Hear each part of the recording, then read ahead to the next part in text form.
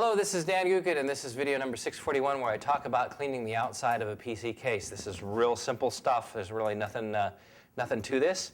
Generally speaking, when I need to clean the outside of my PC case, I just rub it with my finger like that. But if you want to do a little bit better job, a little bit of the old cleaner, make sure you don't spray the cleaner into any of the vents on the PC, which are these little holes on this guy. So I'm going to spray a little bit on the top, and then just rub the sides.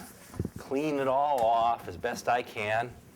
Another way you can clean it up is to use a damp sponge with a bowl of some water, and go ahead and really wring out that sponge, and then use it to gently wipe the PC and get it all nice and sweet. Now you notice I'm kind of avoiding this front part here, which is really the dirty part. That part can also be cleaned. Look in there like that little secret hatch down here.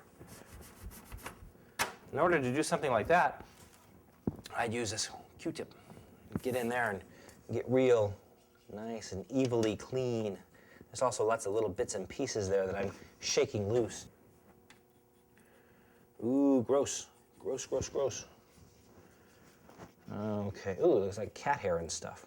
One way to get some stuff out that's in a little crevasse like that is to gently spray in a little air and try to get a lot of the crud that's accumulated out. Make sure that when you clean the case that you're not going to be spraying anything into a disk drive, optical drive, anything like that. You don't want to spray stuff into there. Likewise, if there's a port, like a USB port or say some kind of modem port, you don't want to spray anything in there. And that's pretty much how you keep Mr. Console clean and happy.